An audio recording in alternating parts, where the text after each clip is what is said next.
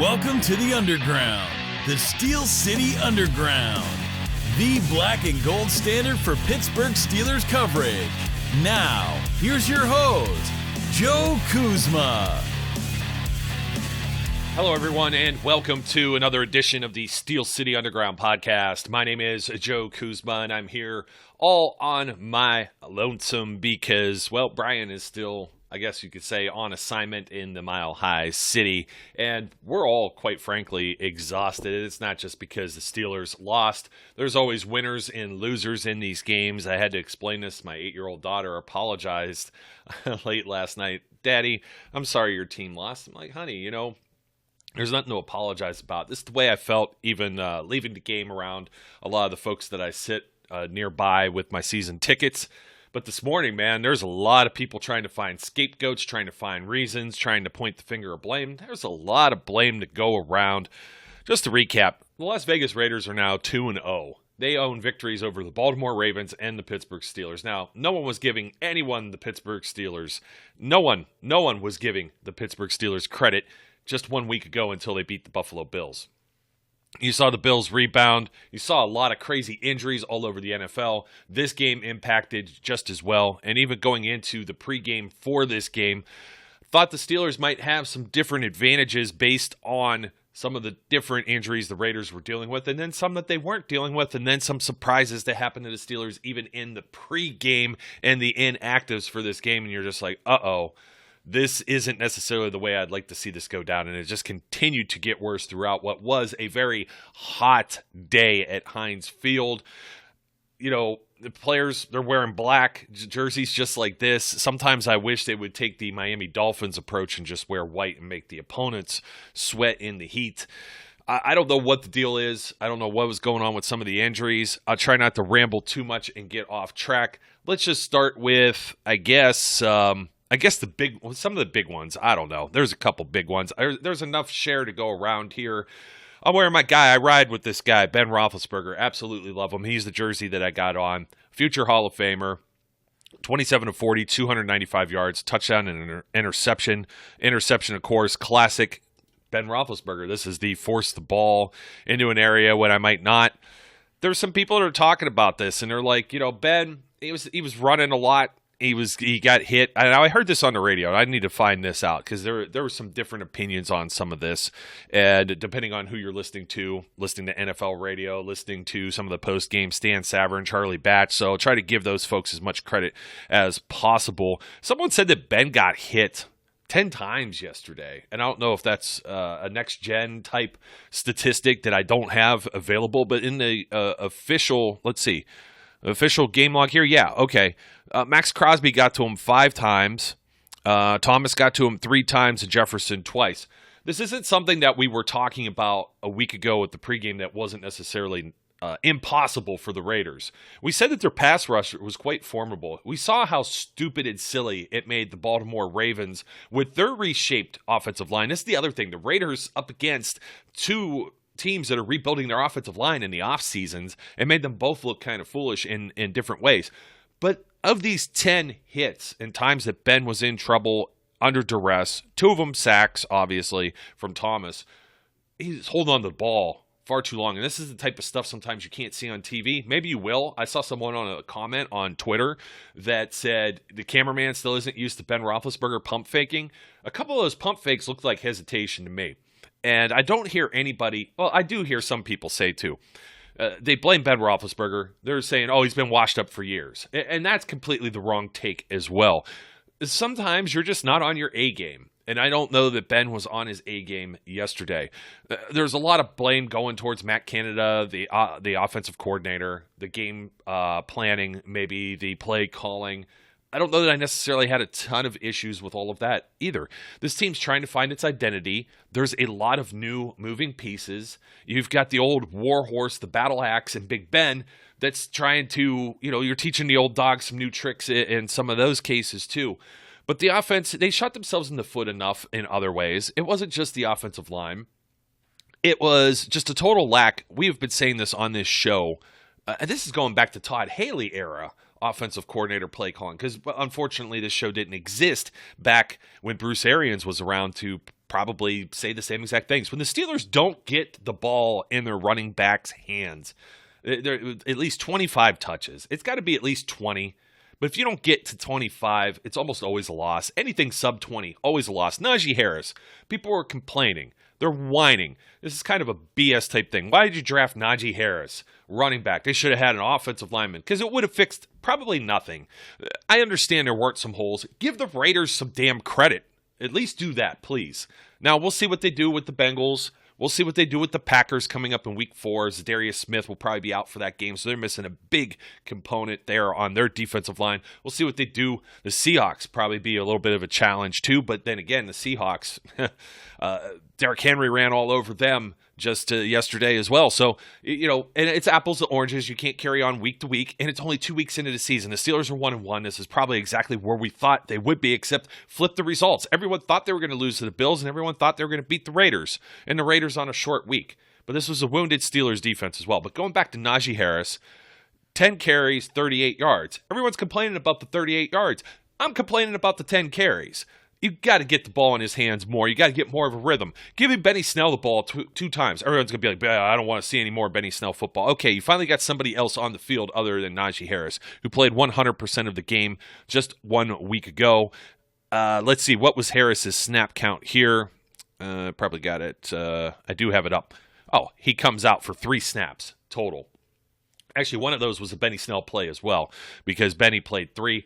There was actually a pass play, which I forgot what the actual play was. I'm a little fuzzy on it. But almost any time you see Benny Snell in the backfield, you think, oh, they're going to run the ball, especially when you put Zach Gentry out there. It's not exactly like you're not tipping your cap there. He's pretty much only a blocking tight end, and I'm not really sure why he's in the game whatsoever.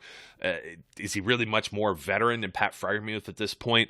We'll get back to some of that as well with the details, but blaming Najee Harris for anything is just ridiculous when he had that great touchdown catch. This is exactly what this is the dynamic that the Steelers need, is Najee catching the ball out of the backfield, breaking a tackle, taking it to the house. My biggest problem was on 3rd and 10 is that ball's still not going anywhere near the sticks. He still needs like another 3 yards from the point of catch. If he doesn't break that tackle, which we saw happen, I think it was Deontay Johnson or Chase Claypool or somebody. It was a great open field tackle. It may have been Trayvon Mullen. It might have been Casey Hayward. I thought the Steelers could attack those corners a little more, and they went after him. And that's the thing, too. People, you're tending to forget, Ben was going downfield with the ball. And then these passes they're in, like, Claypool's got it right there in his fingertips, and it's knocked away. It's a good play by the defender. The ball did not bounce the Steelers' way several ways on Sunday. Roethlisberger, getting back to just the hesitancy, it was fairly accurate, as I said earlier. 67.5% of his passes. He almost threw for 300 yards in this game. Would have thrown for 300 yards if he could have connected with Claypool on a couple. The hesitancy I saw was, I got the internal clock in my head too. The ball snapped, and I am up to, 5-6 seconds, and now this is trouble. And when he's already pumped and he hasn't made that decision, and Ben doesn't throw the ball away. The only time he threw the ball away was he got in trouble. I think it was the bad snap, and he threw it into the dirt, basically into the lineman. I'm not even sure it was a bad snap. It was like up here, right on the top of the 7, right on the logo on his jersey. It hit him in the chest. And it may have hit him in the chest because it just went through his hands. I couldn't really gauge that. Maybe somebody sees on TV a little bit better than me. Apologies. Maybe you see it better. We're not all going to agree on all this. I'm just trying to give my observations on the game. I'm not blaming anyone necessarily on the snap, but these are the things that were the setbacks for the offense too. You move the ball, and then there's a false start penalty. There's some type of penalty that just stalls the drive. And that happened several times yesterday as well. Steelers get moving, get a little bit momentum, put themselves in a hole. And these are the things that defeat you. You're not concentrating on the run game. You're not focusing on it. You're not trying to get it going whatsoever. You're going to say, well, they couldn't run against the Raiders. I don't know that's necessarily the case. I don't know that they necessarily tried. I didn't see a lot of 2 tight end sets. I get sick of hearing, oh, well, they should put the fullback out there. Well, then you just get 8 in the box. I mean, it's like, because you know what's going to happen with Derek Watts out there. That's more of like a goal line package or a 3rd and 1 or something like that. Oh, I'll get to the 4th and 1 too. That's the thing that really sticks in my craw. I'll bring that up in 1 second. And I know it's stuck in Ben's too. If you have a chance, Steelers have a YouTube channel. They have all these press conferences on there. Go there, take a look. Ben Roethlisberger, almost the smart ass in the way that he smirked and didn't kind of answer it. So if you're not able to, if you only hear it and you don't see it, you just got like a little whimper from him as far as the 4th and 1 decision. I'm going to get to that because I'm going to go through a few of the plays in the series here and give some thoughts. Let's see, what else do I have? So still sticking with Ben. This isn't a Ben roast by any chance, but he said he didn't play well and he's got to be better. What does he mean by that?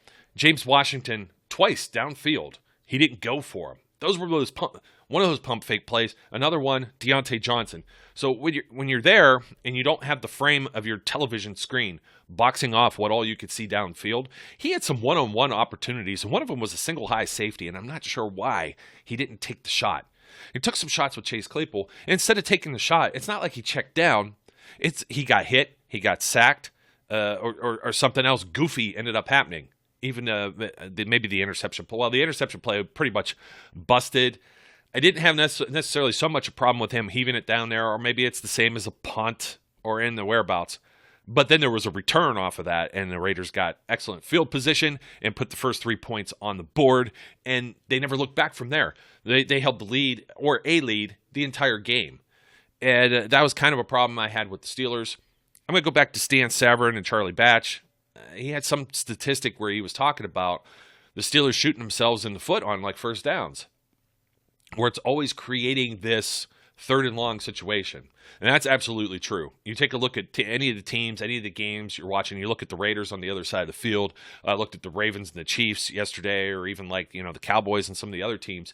You got to pick up some first downs on something other than 3rd down. It's like we're always trying to use all 3 shots to get 10 yards. And most of these plays sometimes are, and not every play, this is also a fallacy that most people don't see. The air yards of most passes in the NFL aren't going very far beyond the line of scrimmage. Believe it or not, 3-4 yards. But it would help to get 5-6 yards on a first down here or there. It happened a few times. I know Najee squeaked out for one. He had a few plays there. It's got to be a little more consistent to that. It's just driving me a little crazy. The little screen passes like Deontay Johnson had a real nice one, squeaks out of bounds. Excuse me. That's that's good stuff. I don't necessarily have a problem with that. I see promise. I see a lot of people are just doom and gloom because of the result of the game. Let's say Chase Claypool comes down with one of these big passes. Let's say he doesn't fall on his rear end on the one, or he's not touched, right? He's not touched down, and he gets up and runs that in for a touchdown. We probably have a whole different, even though the Steelers do score off of that, so it doesn't make a whole difference with the score. But I think you're following my train of thought here, is you're just going to start thinking about those big plays. Big Ben's back. The old gunslinger still got it, this and that. Man, the gunslinger has been slow as molasses from the start, for starting the seasons. Since when? Since forever. The last decade. Doesn't matter who the OC is. You're going to throw the OC under the bus for it. And throwing Ben under the bus for it some too, but it's again, early. It's September, and there's a whole lot of games to be played. It's always gets ugly. Something gets ugly. They haven't got it all figured out or worked out yet. You want to come to me in week 11 and this stuff is going on? And it's been going on the whole time since. I'm not talking about all of a sudden week 11 they have a bad game. Someone has a bad game. Steelers lose. Oh, my goodness. Why is Ben Roethlisberger on this roster? That's not what I'm talking about. I'm talking about you go the next 10 weeks or so, and it still stinks. I'm on board with you. I'll eat some of my words. But for now, you got a young offensive line. Dan Moore wasn't even expected to be starting yet. I think somebody out there, I read on the interwebs, that is a great comment. You got Alex Leatherwood, who went earlier than even Najee Harris did in the first round. And he didn't look any better than Dan Moore out there. Which leads me to my other point, and the elephant in the room. How in the heck are you going to stop the Raiders' first team offense? Most of it, I know, minus Josh Jacobs. They still had Kendrick Drake. Kenyon Drake, I'm sorry. He was 7 for 9. Barber, 13 for 32. Now, those numbers weren't any better than Najee by any means. Derek Carr, 28 of 37, 75.7% completion. Just ungodly. 382 yards, 2 touchdowns, a 126.2 rating to Derek Carr. He's either playing out of his mind or there's some problems. The Steelers were laser focused on Darren Waller. I said in the pregame, I was more worried about somebody like Hunter Renfrow. And what they ended up doing in some of these situations was Fabian Moreau was the one who caught the 1 touchdown pass because they were using 2 tight ends. So now, with the Steelers wounded, no Devin Bush, scratched, hurt in the pregame. I guess Mike Tomlin said, he didn't have the press conference Friday. Some of these guys weren't necessarily on the injury reports. I know Joe Hayden was. And they were going to work him out Sunday morning and see if he could be a go. And he wasn't. That's a problem right out the gate. Devin Bush being scratched. I'm like, oh, man, this isn't good. Because I'm looking at a pretty solid slot receiver in Renfrow. I'm looking at Darren Waller. I forgot about Moreau, but Moreau is a decent tight end to have there as your tight end too. Waller just chewed up the Ravens. And, they got Patrick Queen and guys like that playing at linebacker. I'm like, what are the Steelers going to do here? Joe Schobert is only going to do so much. And now Joe Schobert gets beat on one play. He comes back and makes a great other play. Is that like a liability? Robert Spillane wasn't even too much of a liability in the game. He has good instincts. He's a downhill thumper. We know he can't cover in the pass game for Squadoo.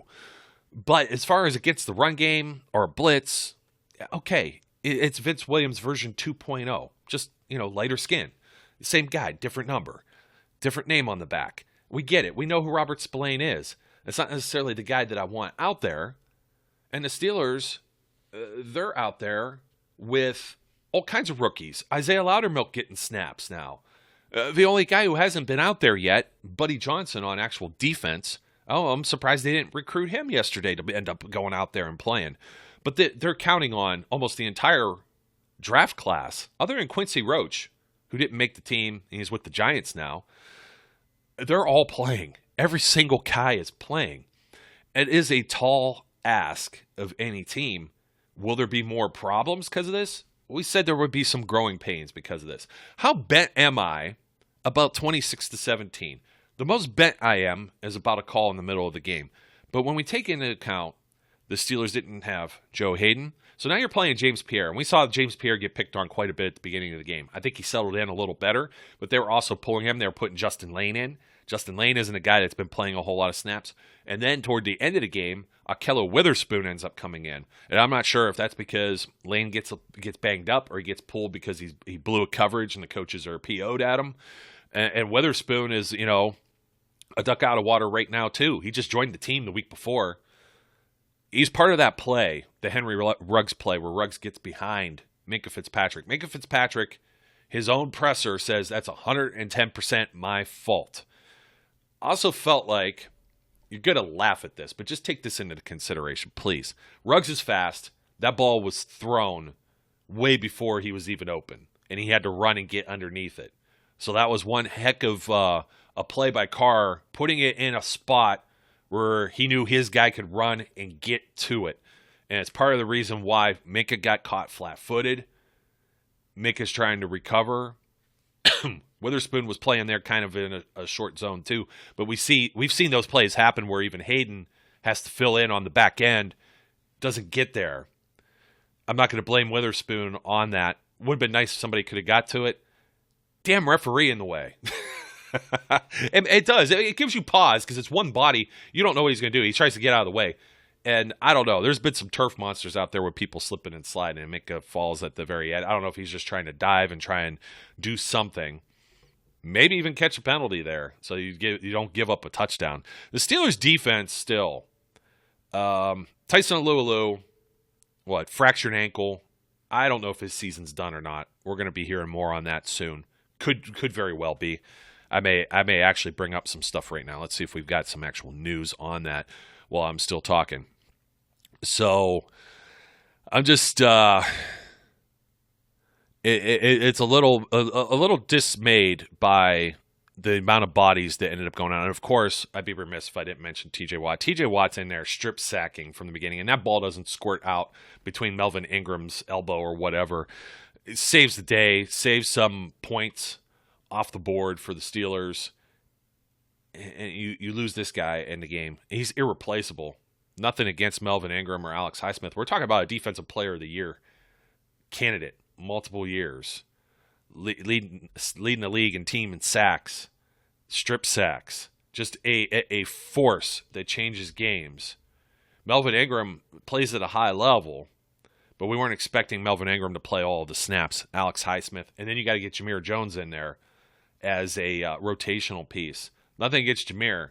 I don't know that it's all together yet. He's more of a guy you're trying to develop to maybe be a depth piece, or maybe he ascends to being a starting player, but he's in the growing stages, and you're tossing these guys out there.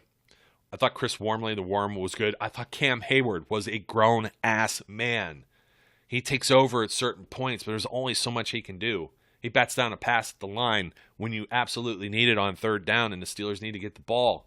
They need to get this 3 and out. Cam Hayward's still your guy. You got Schobert and Spillane. So how many guys are you down? You're down Watt.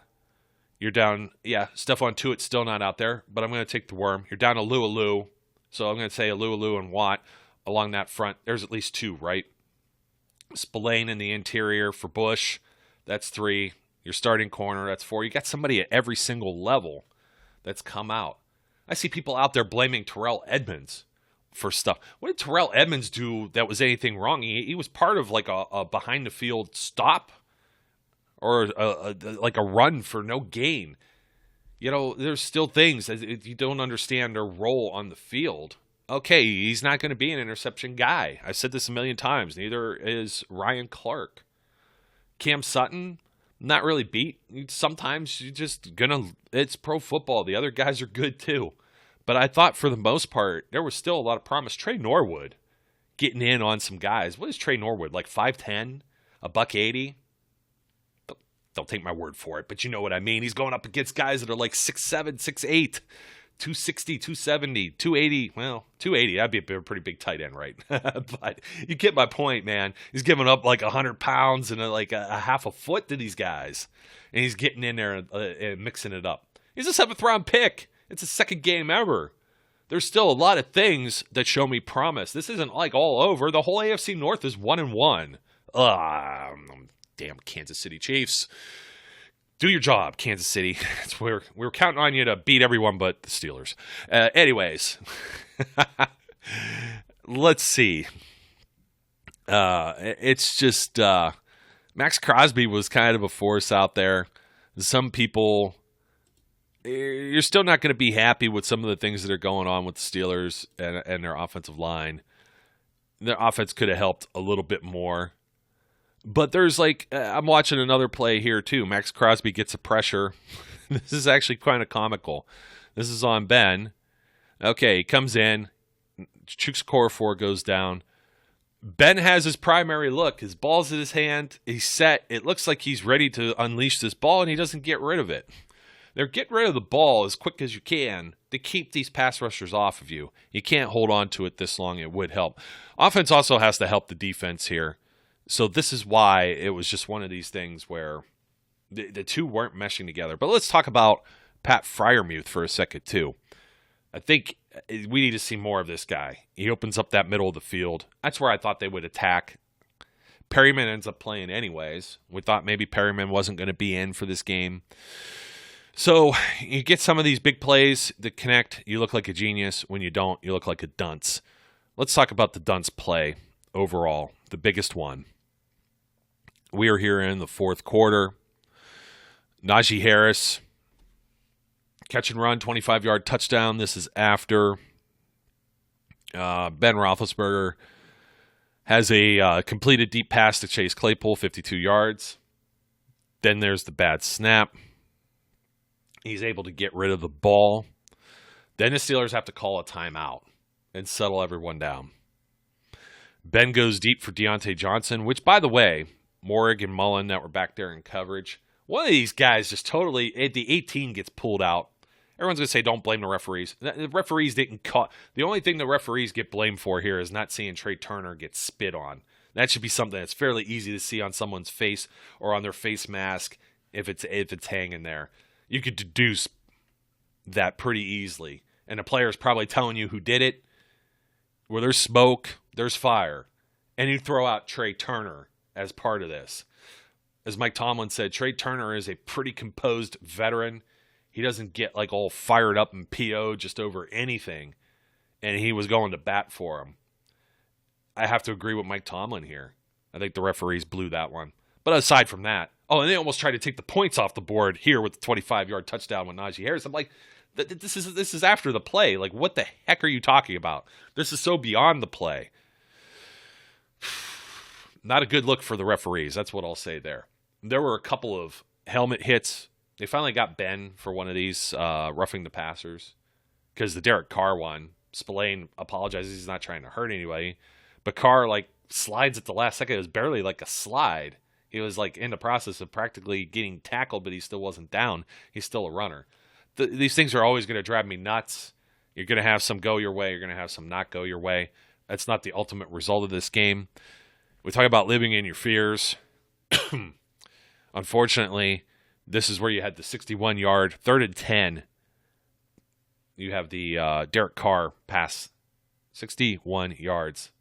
Henry Ruggs. Ugh. Aside from that, 23-14. Let's see if the Steelers can respond. There's still 9.5 minutes. 9:35 when Ben takes the field and gets in the huddle of this fourth quarter. 1st and 10. They're on their own 25 due to a touchback. Short left to Deontay Johnson for 4 yards. Incomplete short right to James Washington. Short left to Pat Freiermuth for 5. He doesn't get all the way there. Guys got to start looking for the sticks. This has been a problem that I think I've seen with the Steelers more than anything. Is it Ben not having enough time? Plays developing? Guys not getting open? Look, there's more coaching. I'm not going to stick a fork in it. There's a lot of games left. Here's my problem. 4th and 1 at the Steelers 34. It's 23-14, Mike Tomlin. You're down 9 points. This deserves a lot of criticism. Your quarterback does not want to come off the field. You're sending the punt unit out there, the punt team, thinking you could force a 3 and out, which you do. But what does it do for you? You've got the ball here. How much time are you going to have left? How much time are the Raiders going to chew off the clock if and when they get this ball back off of a 58-yard Presley Harvin punt? Monster punt, right? This is what you have this guy for, but you're not flipping the field in a close one-possession game. You're doing it in a two-possession game. If you don't get the 4th and 1 here, which we saw Carr go under center and just push the pile like once or twice in this game as it was, get a pair of cojones. You say you don't live in your fears. You don't live in your fears and have Boswell kick a Heinz Field record 56-yard field goal. I'm out there like there's a new long snapper. You got a rookie punter that's holding this kick, and you're going to attempt. It's in the closed end. It's great weather. This is not a kicker stadium. We've seen so many guys fail, even Boswell with 50-plus attempts. And you're going to go for the longest ever, and he gets it by ever so much, like a nose hair, right? Not living in your fears there at the end of the game. You got to get some points on the board and try and get this game a little closer. But, man, your defense, these guys are gassed. You're going 3 and out and asking them to force another 3 and out when you're missing like 4 of your starters. Your key contributors are all banged up. These guys are all hurt. They're all gassed. They're all tired. What the hell? Mike Tomlin. It's a failing grade for that. You don't hear me strongly criticize anyone that harshly. I did this again last year. What was that? One of the Browns games or something. Like 4th and 1. We've seen quarterbacks get hurt on the sneak or whatever.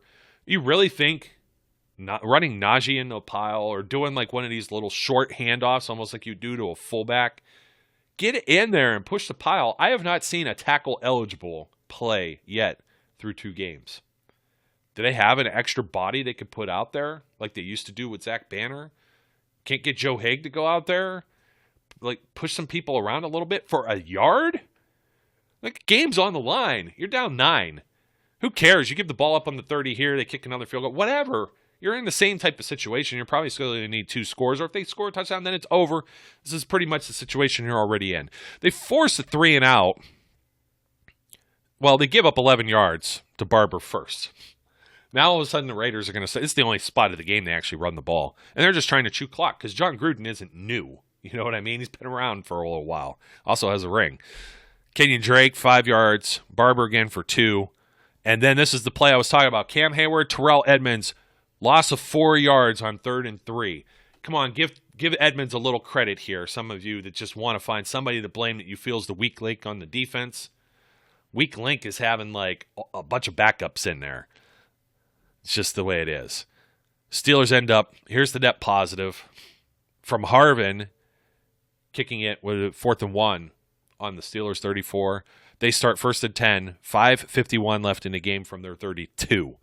So they actually lose 2 yards of field position, but they lose like 3 minutes. Almost 3 minutes, I'm sorry.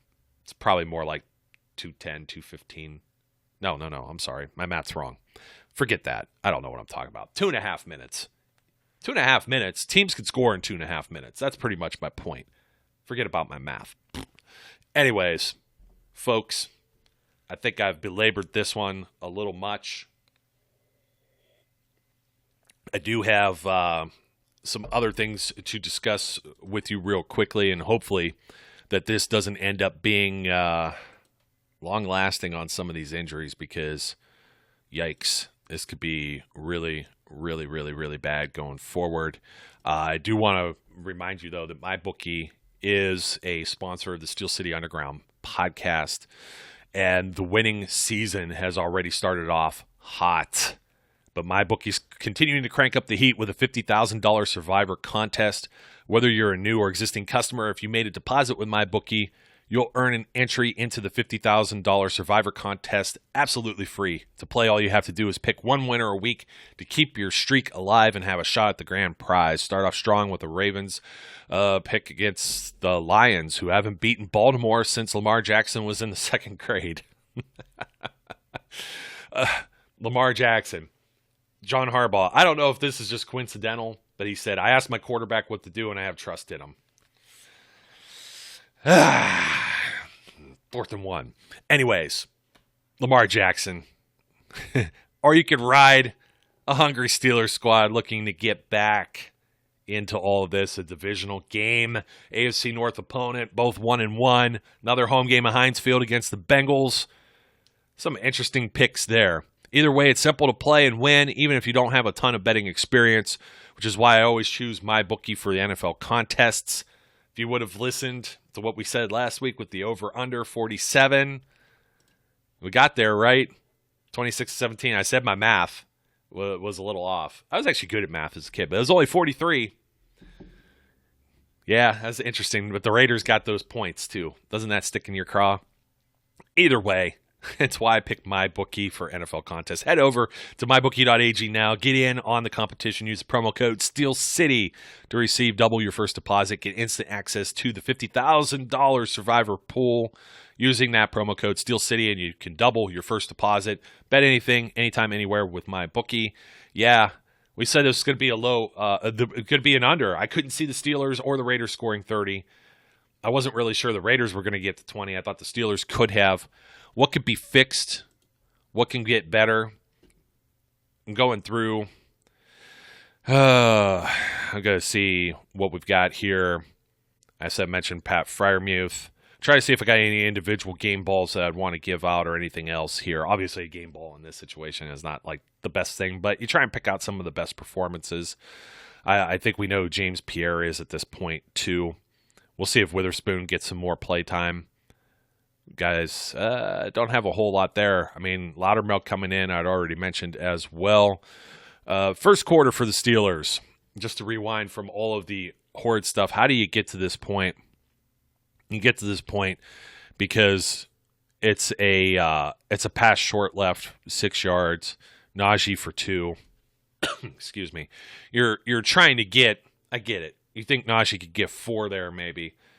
2nd and 4. So now you're 3rd and 2. You're manageable. You're still throwing the ball. Okay, it's Juju for 5 yards. Najee, left tackle, loses a yard. Let's go right back to the pass. 2 yards. Incomplete to Eric Ebron. Some people thought maybe he should have had it. Looked like an awkward angle to catch the ball. I don't have the TV angles to look at it. Harvin punts it.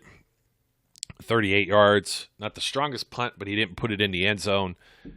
He had like more than just the big one. He had the other one that trapped them pretty deep as well later on in the game. So I guess that's somebody else that you should look at for an individual performance. Tyson Alualu gets hurt right here. This is the 4th play of the game on the defensive end or the defensive side. Sucks, man. Just absolutely sucks. Next possession, Ben Roethlisberger gets intercepted.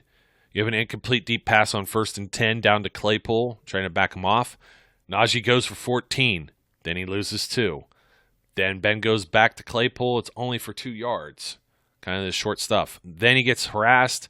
Looked like Deontay Johnson stopped at the top of this route here.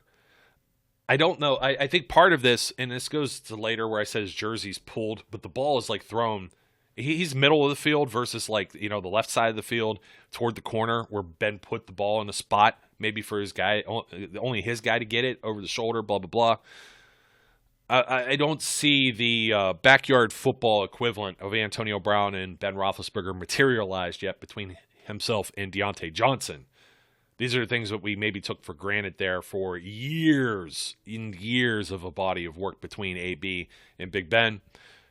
Can they get it together? It'd be great, but they weren't on the same page on Sunday. The Steelers defense still, again, does their job here. There's some chunks that are here, but Derek Carr, strip sack. Steelers don't come up with the ball. Fumbles. The snap is pretty much aborted right there. Steelers almost come up with that too. Leatherwood called for a false start. Some good stuff. And that's what happens when you have TJ in there. Some of the other stuff that happens when you don't. I don't know. The Steelers have this very long series. They actually go for it on 4th and 4 because they're down at the 38-yard line. This actually ends up resulting in a series where the Raiders now have the ball at the 38. They push it down to the 15-yard line. Steelers defense still holds only to a field goal, 6-0. Right? Not so bent out of shape with some of this. You have some other stuff, too, that's happening. The unnecessary roughness that I mentioned earlier with Derek Carr. Alex Highsmith, neutral zone infraction. He had like the 2nd fastest jump off the ball last week. Next Gen Stats, Pro Football Focus, wherever the heck I saw it. I think he's getting this one was very valid. This one was without a doubt neutral zone infraction, but guy's getting off the ball very quick, and he's learning from one of the best in the game with TJ Watt, and he's going to get tagged with these a few more times. So don't jump to those conclusions when this does happen again this month. I bet it will at least once. Referees too, the human eyesight. There's actually like what your eye thinks it saw versus what actually happened. There's actually a delay in that. It's a natural delay, almost like the TV, like censorship, etc. Works the same way with the human eye, by the way. The Juju Smith-Schuster touchdown play. The Steelers, I was wrong. The Steelers did end up getting up 7-6 here. It didn't feel like they were ever ahead, though. Did it? That's kind of more where I was coming from in my gut. So I apologize. I did say that earlier. I know I did that time. But this was like that short handoff play, and it caught them all off guard. And this is why you do some of the jet sweeps and motions and things like this. A lot of people think that maybe it's too much. You know what I mean? Oh, too much trying to trick people, this and that. It's coming together, and it results in a play like this, where they may have had more trouble scoring in the red zone with Randy Fichtner. We'll see how it happens. I still feel more confident in the second half play sometimes with the offense or some of the things that I'm seeing than I ever saw with Randy, and you're seeing some fresh ideas. Raiders had this freaking ball forever. Results in another Dan Carlson field goal. 13 plays, 53 yards, almost 6.5 minutes. Pretty much ends the quarter, and you go into halftime. And the Raiders end up getting the ball back, too. This is the thing that sucked, because of the coin flip. The Steelers finally get that 1 point lead.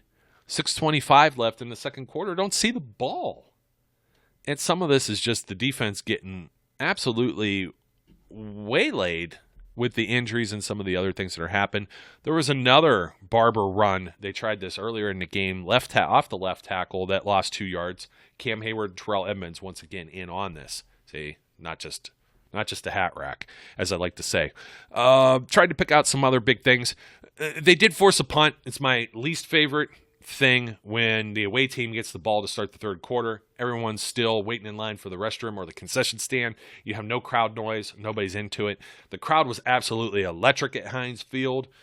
63,000, not an entire packed house, but pretty close.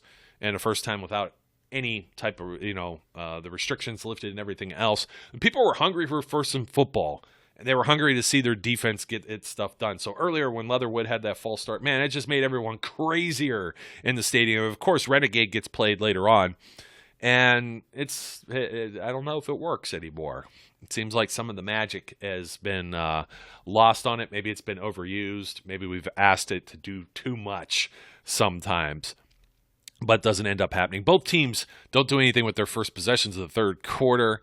Unfortunately, but they both do get a little bit of possession. None of these are 3 and outs. The Raiders end up with a 6-play drive. It's only 22 yards, and they punt. But the second one was the 7 plays, 82 yards, ending in a touchdown. That was the Fabian Moreau touchdown. The Steelers punt on both of these drives in the third quarter, which doesn't help. They have terrible field position. They started their 13, they started their 17, and this was kind of the theme throughout the entire day. 32, the 8, the 22, 25, 13, and 17 here in the third quarter. The fourth quarter, the 20, the 25, the 32, and the 25. They took one of these a little longer, but third quarter, both of those drives, 20 and 28 yards, and in punts, that stinketh. It just doesn't. It's not doing anything. It's not giving you hope. And those things start to wear you down when it's already hot and you're dehydrated and people are getting injured. It gets to you mentally too. And of course, the fourth quarter, the Najee Harris touchdown. That's 5 plays, 80 yards, capped off with that big play with Chase Claypool. Then they go 3 and out. And that's the one where they don't end up taking it on the 4th and 1. 8 for 30 with the Boswell field goal, and then 20 seconds left, and the game is already pretty much out of touch because the fourth quarter you've given up a touchdown to Henry Ruggs. And then the biggest one at the end, I think they were just, like I said, physically, mentally beaten down. Boswell kicks that field goal. It's not like the Steelers give up a whole lot here. There's the one Darren Waller play for 25 yards. Then all of a sudden it's the floodgates. Let's have Barber run 3 times, choose some clock. They've got the ball down to the 31, 32, 31, 28. Carlson from the 27. It's only a 45-yard field goal, totally capable for him. 2-possession game, puts it completely out of reach. 24 seconds left on the clock. They couldn't really do anything there. This all comes back to the 4th and 1. So I'm going to bang my fist on this one more time because when you have only the 2 timeouts, you're working with the 2-minute warning there, and you're settling for a field goal on the other play. I'll take the points on the board, but that 4th and 1, an absolute killer, and I think that message from Mike Tomlin, if Ben and company goes out there and they get it on that 4th and 1, it is a shot in the arm, and this team might feel a little more alive. You're also giving the Raiders maybe not as much time, but if you can get down and score a touchdown off of this and get the momentum back, and you got the crowd back in with it, anything can happen there. You might have Leatherwood or somebody with another false start just due to the crowd noise or anything. So, I know. Coulda, woulda, shoulda. Steelers lose here. Mike Tomlin, living in his fears on that one. I'm sorry. I think that's the biggest play for me, the biggest takeaway. But I still think, is Ben Roethlisberger washed? No. They'll get in sync on the same page, the young wide receivers. I think Pat Freiermuth and Najee Harris both got to get more touches. It's the reason you drafted them. Offensive line, I think they'll get it. They're going to get it together. It's not going to be perfect. They're not going to be all pros. But I think they could at least be average. They could be at that line. Again, the Raiders had a pretty decent pass rush. Let's see what ends up happening this upcoming week. We'll be previewing the Cincinnati Bengals game. They're coming to Heinz Field. 2 games, 2 weeks in a row at home. I think that's going to help. It's going to be similar weather. It's going to be a division opponent. There's going to be larger stakes, I think, here. They got smacked in the mouth and realized, after being the underdog and everybody telling you that you're not going to be anything, you're not going to amount to a hill of beans this season, They beat the Bills. You're riding that high. It happens if you overlook. I still think injuries play a larger part in this game. I think fatigue plays a part in this game as well from all ends, and everyone just wasn't as sharp. So they're going to correct that. They're going to go back to the factory. They're going to go back and take a look at film. Let's hope we get some of these players back from these injuries. TJ Watt, chief among them. Devin Bush, just as important. Joe Hayden, equally important. But if you have Watt and Bush out there, I think it makes a world of difference where it helps that secondary as well. So, folks, my name's Joe Kuzma. Don't forget about the promo code Steel City over at mybookie.ag. We'll be back later this week, maybe with Brian, maybe a few other guests. And we'll preview the Cincinnati Bengals game coming up. Don't forget also during the middle of the week, some people were asking, maybe they may have missed it, Terry Fletcher back with the WTF podcast, her weekly series that covers not only the Steelers, but takes a look at some of the goofiness all over the NFL. Terry has a very entertaining take on that, so check out her show as well. And don't forget to like, comment, subscribe, leave a review where you can. Once again, my name's Joe, and as you know, if you're one of the 2%ers still hanging around at the end of the show, we always encourage everyone out there to be safe, be good, and we'll catch you later. We would like to thank you for listening and remind our listeners to follow us on social media and our website, www.steelcityunderground.com.